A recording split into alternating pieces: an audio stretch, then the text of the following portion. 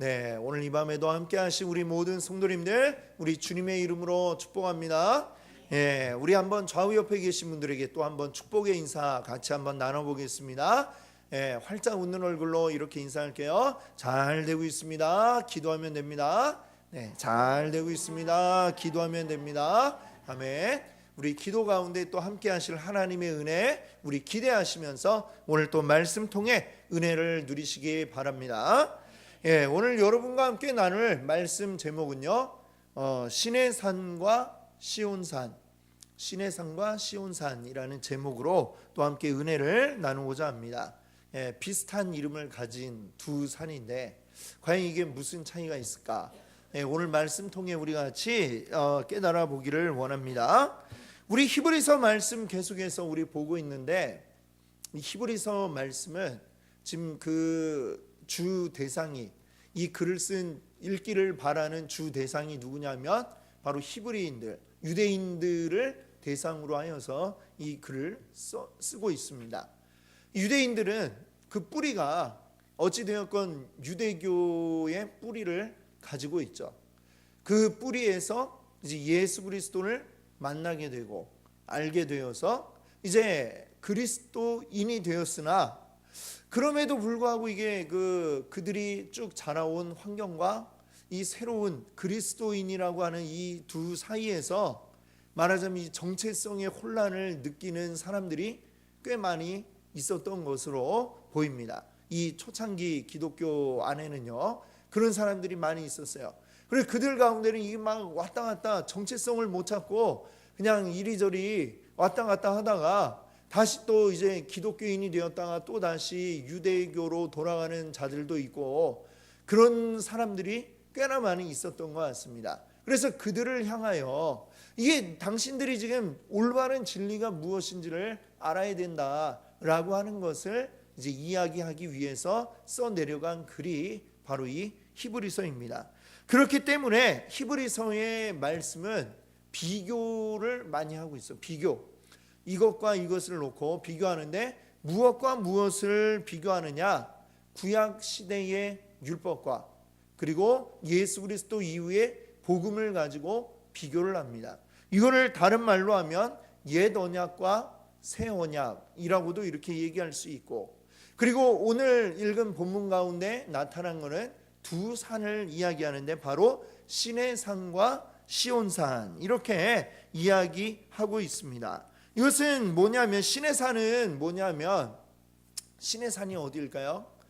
시내산은 지금 이제 지금 요즘 지도를 보게 되면 시나이 반도에 해당이 되는, 즉 이스라엘이 출애굽에서 가나안에 가기 전까지, 여기가 애굽이고 여기가 가나안이면 중간에 이제 위치해 있는 한 반도죠. 그리고 이 시나이 반도 가운데 아래쪽에 보면 시내산이 있습니다. 그곳에서 무슨 일이 있었느냐? 모세가 그 산에 올라가서 거기서 하나님을 만나고 하나님께 율법을 받아 내려왔던 장소가 바로 시내산이라고 할 수 있죠. 시내산은 그래서 무엇을 상징하겠습니까? 바로 율법을 상징하고 구약을 상징하고 바로 옛 언약을 상징한다, 이렇게 얘기할 수 있겠고, 시온산은 무엇이냐? 시온산은 이제 이렇게 위치 지리상으로 보면 예루살렘에 있는 성전, 그 성전이 세워진 산을 이제 시온산이라고도 부릅니다. 근데 이 시온산이 의미하는 것은 무엇이냐면 바로 예수님이 십자가를 지실 때에, 히브리서에도 나와 있지만 그 성소를 구별하는 휘장이 찢어졌다라고 그랬죠. 이 시온산이 의미하는 것은 하나님이 계신 곳, 하나님 나라, 이 하나님을 만날 수 있는 곳, 이런 것을 상징한다, 이렇게 얘기할 수 있습니다. 그러니까 이 시온산은 무엇을 의미하겠어요? 바로 이제 하나님 나라, 또 새 언약, 복음, 이것을 상징한다, 이렇게 이야기할 수 있겠습니다. 이것을 이제 오늘 말씀이 이야기하고 있는데, 우리 그동안 쭉 보아오던 것을 내용을 잠깐 떠올려 보면 이 히브리서는 그래서 계속 어떤 비교를 하며 계속해서 예수 그리스도가 더 뛰어나다, 더 우월하다라는 것을 이제 이야기하고 증명해 나오는 방식으로 이야기를 했습니다. 히브리서 전반부에서는 그래서 많은 부분이 이제 예수 그리스도가 더 뛰어나다, 천사보다, 선지자보다, 또 다른 대제사장 아론보다, 모세보다, 여호수아보다 더 뛰어난 분이 바로 예수 그리스도다라는 것들을 이제 쭉 히브리서의 전반부에서는 이야기를 했고요. 그 다음에는 또 옛 제사와 예수 그리스도를 통해 이루어진 새로운 제사, 단번에 이루신 완전한 제사를 비교하였습니다. 옛 제사는 어때요? 율법에 의하면 대속죄 이래, 물론 수시로 사람들이 지은 죄를 가지고 와서 그 개인의 죄를 이제 용서받기 위한 여러 가지 제사들이 있었습니다만, 그런 것들 다 이제 제껴두고 가장 중요한 제사는 바로 대속죄일, 대속죄일 날 이루어지는 이제 대제사장이 온 백성들의 죄를 한꺼번에 이제 가지고 하나님 앞에 나아가서 사죄하는, 그래서 용서를 받는 그 날이 이제 대속죄일입니다. 유대인의 그 달력으로는 7월 10일이 그 날이 되는데요. 그 날에는 이제 대제사장이 모든 백성들의 죄를 위해서 들어가는데, 근데 대제사장이 또 어때요? 사람이잖아요. 우리와 같은 사람이니까 자신의 죄가 또 있단 말이죠. 그러니까 또 자신을 위한 제사를 또 먼저 드리고, 그리고 온 백성들의 죄를 위한 제사를 또 드리고, 따로 드리고, 이렇게 여러 번 반복을 하면서 하나님 앞에 하나님을 만나는 그 지성소 안으로 들어가게 됩니다. 그러나 그것만으로 또 부족해서 이 매년마다 대속죄일이 오면 또 다시 제사를 드리고, 또 대제사장이 그것을 반복하는, 이걸 반복해야만 했던 것이죠. 완전하지 못한, 그래서 히브리서의 표현으로 이제 이야기하면 이것은 그림자다, 이렇게 표현을 했죠. 그림자는 뭐예요? 실체가 아니죠. 실체가 아닙니다. 그러면 그것이 그림자라면 실체는 무엇이냐? 바로 예수 그리스도의 십자가다라고 이렇게 히브리서는 이야기합니다. 예수님의 십자가, 예수님이 대제사장이시면서 또 한편으로는 그 제물이 되어서 직접 자기 자신을 하나님 앞에 드림으로 이루신 제사는 완전하기 때문에 단 한 번의 제사로 우리의 모든 인류의 죄를 사하여 주신다라고 하는 것을 히브리서의 저자는 우리에게 이야기를 하였습니다. 단 한 번에, 그리고 완전하게 이루어졌기 때문에 그 이후로 다시 제사할 필요가 없다, 이렇게 히브리서는 말씀하죠. 자, 그래서 이 히브리서는 계속해서 이 구분하는 것을 옛 언약과 새 언약으로 이렇게 구별을 하고, 이 오늘 함께 읽은 본문 말씀도 역시 옛 언약과 새 언약을 대조하면서 비교하면서 우리에게 말씀을 하고 있습니다. 자, 먼저 18절과 19절 부분은 옛 언약에 대한 부분을 이야기하고 있습니다. 여기서 18절을 보시면은 너희는 만질 수 있고 불이 붙는 산. 자, 이 산이 무엇을 이야기하느냐? 오늘 제목에 나와 있는 두 산 가운데 어디일까요? 시내산, 시내산을 이야기하는 거예요. 율법을 받은 시내산. 거기에는 침침함과 흑암과 폭풍과 나팔 소리와 말하는 소리가 있는 곳에 이른 것이 아니라. 자, 그러니까 너희는 지금 이 말씀을 듣고 있는 그리스도인이 된 유대인들이죠. 너희는 지금 여기 있는 게 아니다, 즉 시내산에 있는 게 아니고 율법 가운데 있는 게 아니다라는 이야기를 지금 여기에서 하고 있는 겁니다. 그러면서 이제 시내산, 즉 율법에 대한 말씀을 하고 있죠. 자, 여기 나와 있는 뭐 만질 수 없고 불이 붙는 산, 이런 것들은 다 어디에서 나온 이미지냐 하면은 이제 출애굽기에 나오는 모세가 율법을 받기 위해 그 시내산에 올라갔을 때, 그들이 출애굽하여서 쭉 시나이 반도로 와가지고 시내산 밑에 다다랐을 때 모세가 이제 시내산으로 올라갑니다. 올라갈 때에 어떻게 하나님이 말씀하셨느냐? 아무도 시내산에 올라오지 마라. 개미 새끼 한 마리 들어오지 못하도록 해라 라고 말씀을 하죠. 산 위에는 이제 안개가 막 피어오르고 그 구름이 막 끼어가지고 거기는 아무도 접근할 수가 없는 그런 상태가 되고요. 오직 모세만이 그 산에 올라갑니다. 그것이 이제 출애굽기 19장 18절 19절에 나오는데 그 부분을 한번 같이 읽어볼까요? 안 돼 있나요? 준비가? 네. 출애굽기 18장입니다. 19장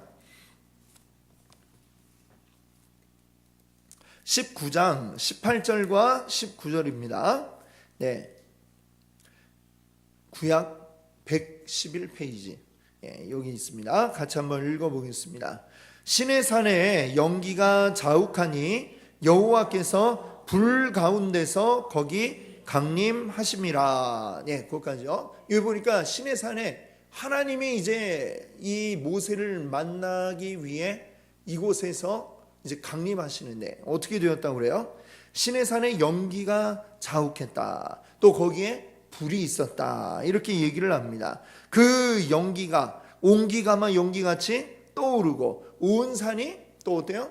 크게 진동을 하고 산이 막 진동을 하고 그 다음에 나팔 소리가 또 들리는데 나팔 소리가 점점 커질 때 모세가 말한즉 하나님이 음성으로 대답하시더라.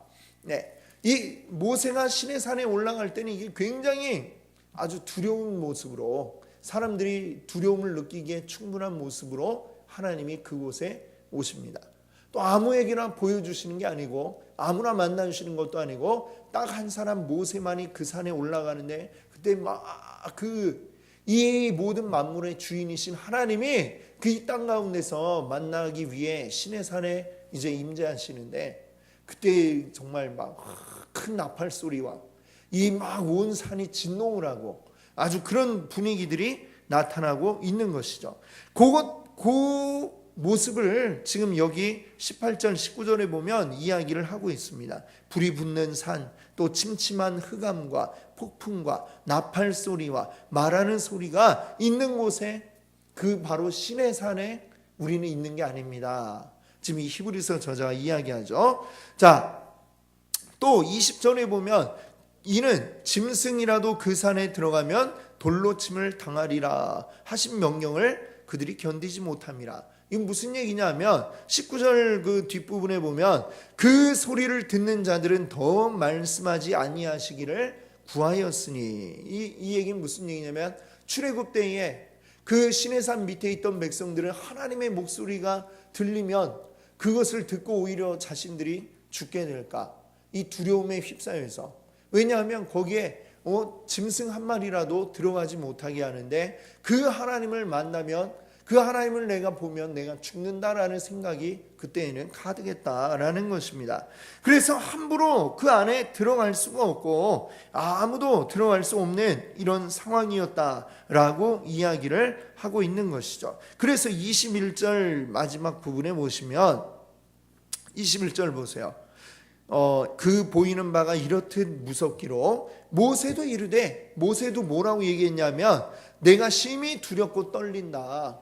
이 모세도 하나님 만나기 위해 그 시내산에 올라가는 게 굉장히 두렵고 떨린다라고 이야기를 하고 모세가 아닌 다른 백성들은 제발 내 귀에 안 들리게 해달라 이렇게 이야기할 정도로 굉장히 따지고 보면 율법이 우리에게 주는 효과도 바로 이런 것이죠. 율법은 바울이 이야기하기를 뭐라고 그래요? 율법은 우리를 깨닫게 함이라 라고 그랬습니다. 나의 죄를 깨닫게 하는 것이죠. 내가 이런 죄인이구나. 그걸 깨닫고 내가 두려워하지 않을 수 없게 만드는 게 율법의 역할인데 구약시대 율법을 주실 때 하나님이 나타나신 모습도 그러니까 율법과 마찬가지로 두려움을 주는 이러한 모습으로 사람들에게 나타나셨다라고 이야기를 하는 것이죠. 이것이 바로 옛 언약 율법이다라는 이야기를 합니다. 그러면 새 언약은 어떠한 것이냐? 22절을 한번 보세요. 새 언약은 뭐냐? 자, 그러나 너희가 이른 곳은 시온산과 살아계신 하나님의 도성인 하늘의 예루살렘과 또 천만 천사와 그리고 하늘에 기록된 장자들의 모임과 교회와 또 만민의 심판자이신 하나님과 및 온전하게 된 의인의 영들과 그리고 새 언약의 중보자이신 예수와 및 아벨의 피보다 더 나은 것을 말하는 뿌린 피니라. 이게 여러 가지가 나오죠. 여러 가지가 나오는데 뭐라고 그래요? 뭐 예루살렘, 하늘의 예루살렘도 얘기하고 천만 천사, 또 하늘에 기록된 장자들의 모임, 그리고 그것은 교회이고 또 하나님, 그리고 의인의 영들, 그리고 새 언약의 중보자 되시는 예수님, 그리고 아벨의 피보다 더 나은 것을 말하는 뿌린 피, 바로 예수 그리스도의 보혈을 이야기하고 있는 것입니다. 이런 것들이 다 뭐냐면 새 언약이고, 이것이 뭐냐면 이것이 시온산이라는 이제 표현으로 여기에 되어 있고, 그것이 바로 새 언약, 즉 복음이다라는 이야기를 하고 있는 것이죠. 특별히 이 새 언약에 속한 자들을 뭐라고 이야기했냐면은 23절에 보면 장자들의 모임이라는 말로 표현을 했습니다. 장자는 뭐냐면 이제 큰 아들인데, 이 이스라엘 그 이야기를 우리가 성경에서 쭉 보면 장자가 굉장히 중요하잖아요. 그렇죠? 장자는 뭐냐면 다르게 얘기를 한다면은 상속받는 자를 이야기하는 겁니다. 아버지의 것을 물려받는 자를 장자라고 이야기를 하는데, 자, 이 장자들의 모임, 우리들은 이 교회는 무엇이냐? 장자들의 모임, 즉 하나님의 것을 물려받는, 상속받는 그 아들의 모임이 바로 이 교회다라는 이야기를 하는데, 이것과 연관해서 앞에 에서의 이야기를 하고 있는 것을 우리가 볼 수가 있어요. 16절을 보시면은 16절에 이런 이야기를 합니다. 자, 지금 이 이야기를 듣고 있는 유대인 기독교인들에게 이야기하는데 이렇게 얘기해요. 음행하는 자, 또 혹 한 그릇 음식을 위해 장자의 명분을 판 에서와 같이 망령된 자가 없도록 살피라.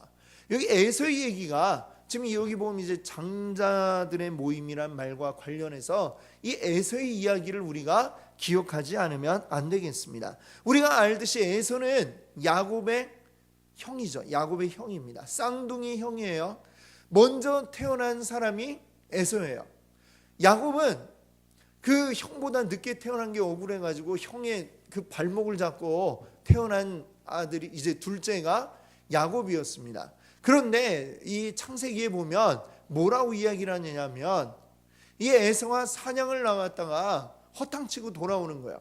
계속해서 들에서 막 뛰어다니며 그 짐승을 잡기 위해 뛰어다니고 돌아오니까 얼마나 배가 고프겠어요. 그런데 그 형이 돌아오는 딱 그 길목에 집 앞에 앞마당에 야곱이 뭘 하고 있었는지 음식을 만들었는데 아주 맛있게 팥죽을 확 쓰고 있었어요. 그러니 얼마나 배가 고파요. 그 에서가 근데 그 힘들어가지고 이제 돌아오는데 팥죽이 있으니까 아우 나 이거 한 그릇만 줘라. 동생이 만든 요리를 달라고 이야기를 하죠. 그랬더니 맨입으로 안 돼. 이렇게 얘기를 하는 거죠. 그러면서 뭐라고 하느냐? 형의 장자의 명분을 나에게 팔아라. 그럼 내가 이 팥죽을 주겠다. 얘기를 하죠. 그때 창세기에는 뭐라고 얘기를 해요? 에서가 그래 너 해. 그러고 그 준다고 하고 이제 팥죽을 얻어 먹었다고 이야기를 하죠. 실제로 장자의 명분이라는 것을 뭐 이렇게 팥죽 하나로 뭐 사고 팔 수가 있느냐 없느냐 이거를 떠나서 중요한 거는 에서가 장자의 명분을 어떻게 생각했는지를 그 이야기에서 우리가 알 수가 있는 거죠. 그는 하나도 그걸 중요하게 생각하지 않았고 그냥 뭐 그냥 준다고 얘기한다고 뭐 어떻게 되겠어? 전혀 뭐 준다고 해도 아쉬울 게 하나도 없는 마음을 그가 가지고 있었다라고 하는 이야기죠. 그 에서를 이 16절이 뭐라고 표현을 했어요? 장자의 명분을 판 에서와 같이 그 에서를 뭐라고 하느냐면 망령된 자다 이렇게 얘기를 하고 있습니다. 하나님의 택함을 받아서 하나님의 것을 상속받은 자들이 그것을 별로 귀하게 여기지 않는 것, 이거는 에서와 같이 망령된 자다라는 이야기를 하는 것입니다. 그런데 이 에서가 나중에 가서 땅을 치고 후회를 하는 사건이 생기죠. 그게 뭐예요? 진짜로 그 아버지 이삭이 이제 장자인 축복을 주기 위해서 이제 기도를 해주겠다고 할 때에 야곱이 그냥 낼름 먼저 받아버리잖아요. 그때 가서야 땅을 치고 후회를 하는데, 후회를 하지만 어때요? 다시 그것을 찾아올 수가 없었던 것을 우리가 알고 있습니다. 그래서 17절에 뭐라고 얘기하느냐 하면, 너희가 아는 바와 같이 그가 그 후에 축복을 이어받으려고 눈물을 흘리며 구하되 버림받아 되어 회개할 기회를 얻지 못하였느니라. 자, 이 말씀을 우리가 기억해야 되는 것은, 지금 이 야곱이 장자의 명분이라고 하는 것은 지금 우리가 하나님 나라의 백성이 된 것, 하나님의 자녀가 된 것, 이것을 뭐라고 얘기했냐면 뭐라고 얘기해요? 우리는 장자들의 모임에 들어왔다라고 얘기를 하고 있기 때문에 이 말씀이 중요한 것입니다. 지금 이 유대인들에게 뭐라고 얘기하느냐, 당신들은 장자들의 모임에 들어왔어요. 들어왔는데 그것을 귀하게 여기지 않고 또다시 율법으로 돌아갈까? 이 고민을 하고 있으면 지금 그것을 옵수히 여긴 이 에서와 다를 바가 없습니다 라는 이야기를 하는 것입니다. 이 히브리서를 보면은 두 번 회개하지 못할 것에 대한 이야기를 앞에서도 또 하고 있거든요. 우리 회개하잖아요, 그렇죠? 회개하는데, 그런데 회개하지 못할 잘못도 있다라고 이야기를 하고 있습니다. 우리가 하나님 앞에 회개를 하는데 하나님께서 도저히 용서해 주지 않으시는 그러한 죄는 과연 무엇인가? 바로 이것이죠.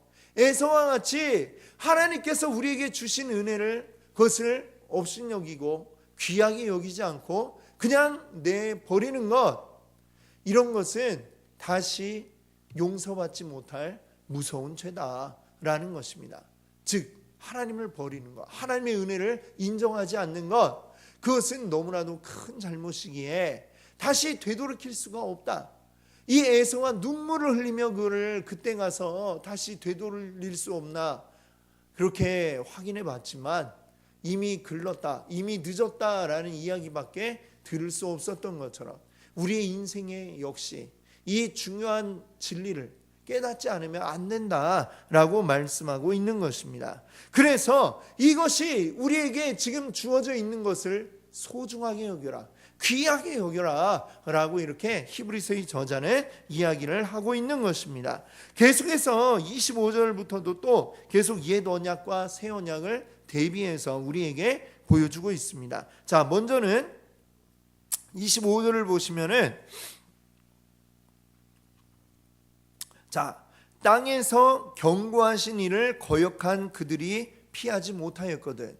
이거는 뭐예요? 옛 언약에 해당되는 것이죠. 즉 시내 산에 이르렀을 때에, 자, 그들이 하나님의 경고를 무시하고 거역하였던 그 일들을 이야기합니다. 그리고 그 결과 이스라엘 백성들이 하나님이 출애굽하게 해준 것을 그걸 귀하게 여기지 못하고 차라리 애굽에 있었더라면 더 좋았을 걸, 거기에서는 날마다 고기와 부추와 온갖 것들을, 맛있는 것들을 먹었는데 맨날 여기서는 만나만 먹고 그러니까 지겹다 이러면서 불평불만을 했죠. 그게 뭐예요? 하나님의 구원을 업신여기는 거죠. 가볍게 여기고 차라리 옛날이 좋아서 이런 얘기를 하는 것은 그것을 지금 마치 에서와 같이 가볍게 여겨버렸다는 것입니다. 그 결과 그들이 어떻게 됐어요? 가나안 땅에 들어가지 못한 것을, 그런 것들을 이야기하고 있는 것이죠. 자, 그들이 그래서 땅에서 경고하신 일을 거역한 그들이 그 벌을 피하지 못했다. 그런데 자, 이제 뭐라는 거야? 하늘로부터 경고하신 일을 배반한 우리일까 보냐. 하늘에서 경고하신 이게 뭘까요? 예수 그리스도의 그 은혜를 이야기하는 것입니다. 그것을 배반한다면 이 땅에서 경고도 그 거역했던 자들이 그 벌 받는 것을 면하지 못했는데 하늘의 경고를 받은 우리가 그것을 업수히 여긴다면 당연히 벌을 받게 될 것이다 이야기를 하죠. 자, 26절은 또 뭐라 그래요? 자, 그때에는 그 소리가 땅을 진동했다. 옛날 율법을 받던 때에는 땅이 흔들리고 신의 산이 흔들렸다고 그러죠. 그걸 얘기합니다. 이제는 약속하여 이르시되, 자, 내가 또 한 번만 땅만 아니라 하늘도 진동하리라 하셨느니라, 이 말씀을 하고 있습니다. 자, 여기에 보면 또 한 번이라는 표현을 27절이 새롭게 다시 또 얘기를 하고 있습니다. 자, 이 율법을 주실 때는 땅만 움직였다라고 한다면 이 그리스도의 그리스도의 새 언약에서는 땅뿐만 아니라 하늘까지 움직였다고 그랬는데, 이거를 표현하기를 27절 같이 한번 읽어볼게요. 27절을 이 또 한 번이라 하심은 진동하지 아니하는 것을 영존하게 하기 위하여 진동할 것들 곧 만드신 것들이 변동될 것을 나타내심이라. 네, 아멘. 근데 제가 이렇게 이걸 읽으니까 사실 무슨 말인지 잘 이해가 안 되더라고요. 예, 되게 어렵죠. 예, 어제 수능 시험에 보니까 국어 지문이 굉장히 어려웠다고 그러는데, 예, 그런데 나오는 지문같이 잘 이해가 안 돼요. 그래서 좀 다시 번역이 된 새 번역을 가지고 제가 한번 그 새 번역에 뭐라고 되어 있는지 한번 읽어드릴게요. 이 한 번 더라는 말은 흔들리는 것들 곧 피조물들을 없애버린다는 것을 뜻합니다. 그렇게 하는 것은 흔들리지 않는 것들이 남아있게 하시려는 것입니다. 자, 이렇게 얘기를 하고 있어요. 이게 무슨 얘기냐? 한 번 더 주님께서 흔들겠다라고 얘기를 하고 계세요. 흔들어가지고 흔들리는 것들, 쓰러지는 것들은 싹 다 치워버리고 그대로 남아있는 것들만 내가 취하겠다라는 게 이게 주님의 말씀이다라고 하는 것이죠. 베드로서를 보면 마치 밀 까부르듯이 뭐 이런 표현이 나오거든요. 밀 까부르듯이, 이게 무슨 얘기냐? 키즈를 이렇게 촥촥 하면은 어떻게 돼요? 껍데기는 바람에 날아가고 알맹이만 탁 키 안에 탁 떨어지죠. 그렇죠?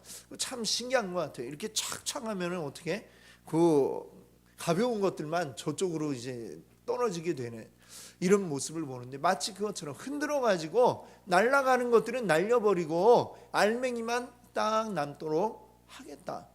이게 바로 주님의 계획이다라고 이야기하는 것이죠. 그 하늘은 어떤 곳이냐? 흔들리지 않는 자들이 있는 곳이고, 그래서 하나님의 나라는 흔들리지 않는 곳이다. 그래서 28절은 이렇게 표현하고 있습니다. 그러므로 우리가 흔들리지 않는 나라를 받았은즉이라고 이야기를 하고 있죠. 우리는 지금 복음으로 새롭게 된 우리는 흔들리지 않는 나라를 받았다라고 이야기를 합니다. 그러니 28절에 계속해서 뭐라고 그래요? 그러니 우리 은혜를 받자, 이렇게 얘기하는 겁니다. 이 흔들리지 않는 나라, 하나님의 나라를 받았으니 우리 은혜를 받자라고 이야기를 합니다. 이로 말미암아 경건함과 두려움으로 하나님을 기쁘시게 섬길지니. 자, 은혜를 받아서 그 은혜를 가지고 어떻게 하느냐? 경건함과 두려움으로 하나님을 섬겨야 한다라는 이야기를 하고 있습니다.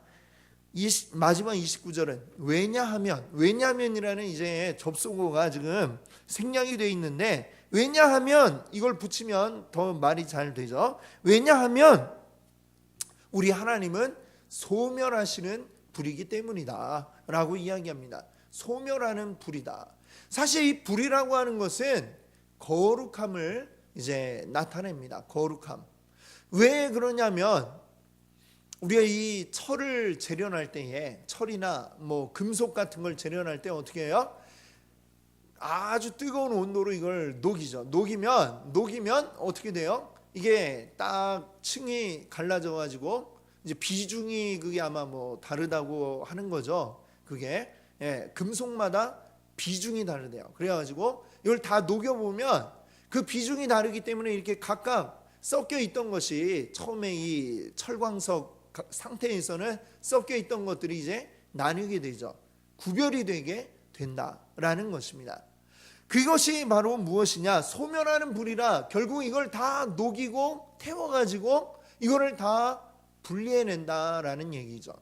우리가 뭐 분리수거를 하듯이 그 중에 뭘 분리하는 거예요? 알곡을 분리해내시는 겁니다. 하나님은. 그게 바로 거룩함이라고 하는 거죠. 거룩한다는 건 그래서 무슨 뜻이에요? 구별된다라는 뜻이죠. 하나님은 소멸하는 불이다. 이 불로서 거룩한 자들, 거룩하지 아니한 자들을 구별하여 내고 흔들어 모아서 흔들어 넘어지는 것들과 그대로 서 있는 것들을 구별하시고, 그래서 그 남아있는 굳건히 서 있는 것들로 하나님의 나라의 백성이 되게 하시고 하나님 나라의 자녀가 되게 하시고 그 백성이 되어 온전히 하나님을 섬기게 하신다라는 것을 이야기하고 있는 것입니다. 그래서 우리는 오늘 이 말씀을 통해 우리가 기억할 것은, 이 히브리서는 말하자면 지금 오늘 이 본문에서는 일종의 경고를 우리에게 하고 있는 것입니다. 이 경고는 무엇입니까? 우리가 하나님의 사랑을 아는데 하나님은 사랑의 하나님이면서 동시에 공의의 하나님이시라는 점을 우리는 기억해야 되는 것입니다. 하나님은 공의로 반드시 심판하시는 분이시다라는 것이죠. 하나님 사랑은 우리에게 주기를 원하시지만 하나님의 조건에 합당하지 않으면 우리가 그 사랑의 대상이 될 수 없다라고 하는 것입니다. 이 예수님 비유 가운데 왕의 그 잔치에 들어가는 자들 아무나 길거리에 가서 다 불러오라 했잖아요. 다 들어올 수가 있는데 그러나 조건이 뭐예요? 왕이 준비한 옷으로 갈아입어야 되는 거죠. 그걸 갈아입지 못한 자는 결국 어떻게 됩니까? 거기서 쫓겨나요. 그 자리에 함께 할 수가 없는 것이죠. 하나님의 조건, 하나님의 공의의 그 조건에 합당해야 되는데 이것이 우리 힘으로 되지 않으니까, 될 수가 없으니까 예수 그리스도를 우리에게 보내셔서 기준을 충족시켜 주시고, 자, 이것을 믿고 따라오는 자들은 다 들어올 수 있다 하셨는데 그것을 끝까지 거부하고 믿지 않은 채 하나님 나라 잔치에 참여하려고 하면 그것을 옷 갈아입지 않고 그 잔치에 들어가는 것과 마찬가지인 것이죠. 그래서 오늘 우리는 이것을 기억해야 되겠습니다. 우리가 하나님 나라의 백성 되었음을 기억하고 그것에 합당한 자로 우리는 완전히 그리스도로 옷 입은 자 되고 그리스도의 잔치에, 하나님 나라의 그 잔치 자리에 참여한 자가 되어야 하는 것이죠. 그것이 바로 하나님 나라에 들어가는 것이고, 이 하나님 나라는 28절이 이야기하는 것처럼 흔들리지 않는 나라라고 하는 것을 기억하시기 바랍니다. 거기서 흔들리고 또 거기서 넘어지는 자들, 그런 자들은 모두가 심판의 대상이 될 것이다 라고 이야기하는 것이죠. 우리 온전히 이 하나님 앞에 서 있는 여러분 되시기를 바랍니다. 우리 굳건한 믿음으로 흔들리지 아니하고 이 믿음 위에 굳건하게 서서 우리를 구원하신 예수 그리스도라고 하는 그 보혈 위에 우리가 든든히 서서, 그리고 이 믿음의 반석 위에 서서 우리 끝까지 흔들리지 아니하는 믿음으로 하나님 앞에 나아가시는 여러분들 되시기 바랍니다. 아멘. 우리 함께